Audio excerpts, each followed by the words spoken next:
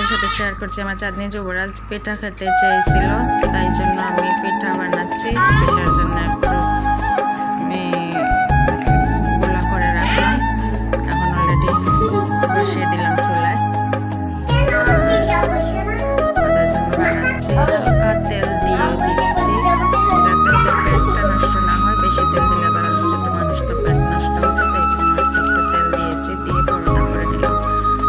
আমার ছেলেটা খুব ভালোবাসে পরোটা খেতে, তাই জন্য ওদেরকে মাংস রান্না করেছি। এখন ওদের জন্য পিঠা বানাচ্ছি।